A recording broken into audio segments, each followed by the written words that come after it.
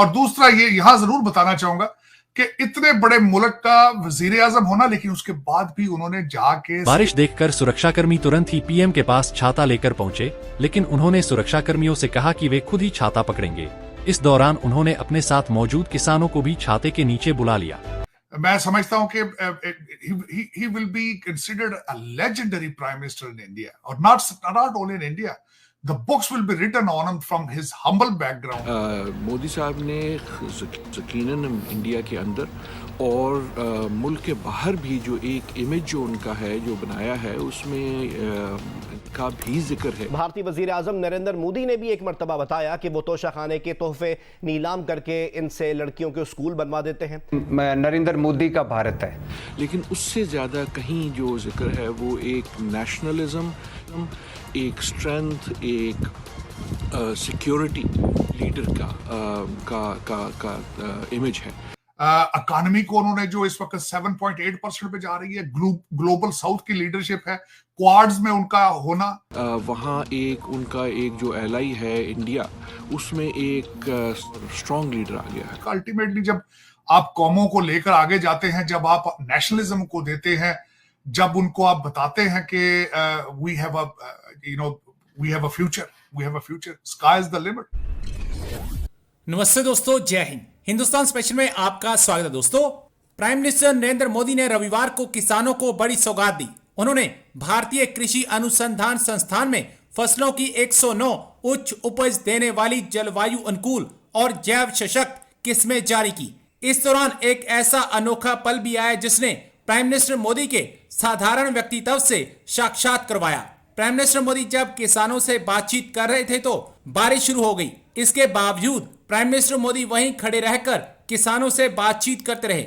अधिकारियों ने prime minister Modi से आग्रह किया कि इस बातचीत को रद्द किया जा सकता है, लेकिन प्राइम मिनिस्टर मोदी ने जोर देकर कहा कि वह बारिश के बावजूद किसानों से बातचीत करेंगे।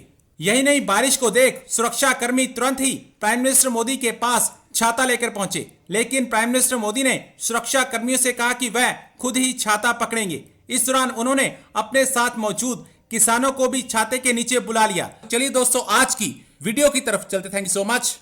अब उसमें मैं जो उनके मैं फैक्टर जो खासकर बताना चाहूंगा, उन्होंने पिछले 2 साल से खासकर जो मैं कहूंगा G20 की लीडरशिप कर लें आप, फिर उनके पूरे अमेरिका बर्तानिया के दौरे, उसके बाद इकॉनमी को उन्होंने जो इस वक्त 7.8% पे जा रही है, ग्लोबल साउथ की लीडरशिप है, क्वाड्स में उनका होना, और उसके बाद जो चंद्रयान ने उसके ऊपर बोनस, अदित्य 1 का उसके ऊपर डिफेंस कॉन्ट्रैक्ट्स हैं।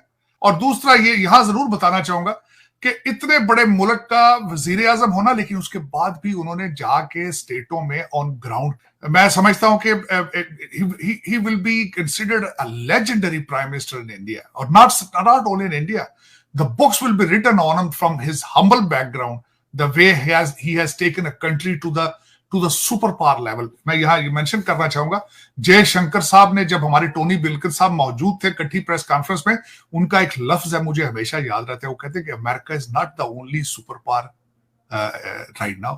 तो वो ओरिजिनली उनकी डिटर्मिनेशन, उनकी विल और उनकी appetite to become a super power in the world, that's remarkable. और उसका मैं क्रेडिट जो है वो मोदी साहब को दूंगा। और उसका अल्टीमेटली जब आप कौमों को लेकर आगे जाते हैं, जब आप नेशनलिज्म को देते हैं, जब उनको आप बताते हैं कि we have a future, sky is the limit, space is the limit, तो उसमें जब आप जाते हैं तो उसमें अल्टीमेटली फिर कौम आपके पीछे जाती है। मैंने कहा यार, क्योंकि अच्छा वहां मैंने बड़ी जगह देखा है कि कई जगह पे गुरुद्वारे, मस्जिदें, मंदिर एक ही चौक में होते हैं, एक ही सिलसिले में। मैंने 1-2 लोकेशंस किसी को कहा था आइडेंटिफाई करना जहां पे मंदिर, गुरुद्वारा और मस्जिद साथ हों, तो उनके दरमियान खड़े होकर आपसे मैं लाइव बात करूं। क्योंकि मेरी जो ख्वाहिश है ओरिजिनली आलिया, वो ख्वाहिश ये है कि हमारे उस वक्त जो कुछ भी हुआ 1947 में, लेकिन we have to move forward. अब उन पीछे जब जाएंगे तो वो पीछे ही रह जाते हैं आप। You have to move forward. और जो एक कॉन्सेप्ट है दुनिया का, जिस तरह ईस्ट जर्मनी वेस्ट जर्मनी इकट्ठा हो गया था, चले आप बॉर्डर सॉफ्ट करें, ट्रेड करें, आप इकट्ठे रहने की बात करें, लर्न करें एक दूसरे से।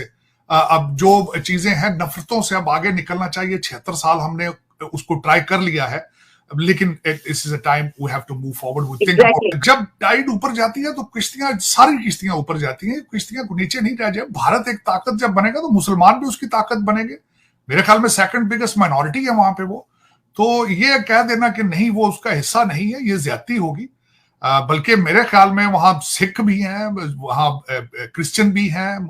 और मैं जो मेरा ख्याल है, जब मैं पहली दफा भारत गया था तो वापस आके मैंने आर्टिकल लिखा था एक उस वक्त एक न्यूज़पेपर था, उनके एडिटर मेरे वाकिफ थे। तो उनसे मैंने लिखा यही था कि India from a Pakistan is I, मेरा ये आर्टिकल था। तो उसमें मैंने लिखा था सीक्रेट इंडिया का यही है, डाइवर्सिफिकेशन। उसका एक मेल्टिंग पार्ट है कि हर बंदा जो है मुख्तलिफ मजहब से है। उनका कॉन्स्टिट्यूशन देख लें आप, उसमें हर एक को अपने अपने राइट्स हैं उनके। एग्जैक्टली। और उनमें और यही खूबसूरती थी, क्योंकि मैं 2-3 दफा जब मैं आलिया गया हूं ट्रेड डेलीगेशंस के साथ, तो उसमें मैंने वहां पे लोगों को देखा, मुसलमान अफसरों को देखा, मैंने हिंदुओं को देखा, मैंने सिखों को देखा। और they know exactly how to live together in harmony and peace and how to build a relationship beyond the faith. Faith को देखें, मेरी नजर में Alia faith is your personal matter.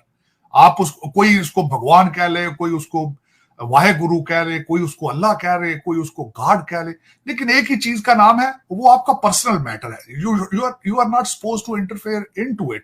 आप देखें कि how he is treating you, what kind of feelings और passion he has against you. Matter of fact that matters मेरे ख्याल में। लेकिन जो नजर आ रहा है जी सर साहब, ये जो आपने बात की, इसके अंदर एक ये भी बात कि अब क्योंकि ये भी बात कही जा रही है ना कि जो नेशनलिज्म उन्होंने वहां पे उजागर किया, तो अब जाहिर है कि वो ये वाले इलेक्शन जीते, कहा जा रहा है कि अगले इलेक्शन भी पक्का ही पक्का जीते, तो फिर उसके बाद जो नेशनलिज्म है वो मजीद भी रेज होगा। और तो पाकिस्तान जो है उसकी तरफ से जो वो बात की जाती है, आपको पता ही ना कि जनाब ये तो मोदी आ रहा है, तो वो तो खौफ पैदा हो गया कि भाई ये क्या हो जाएगा।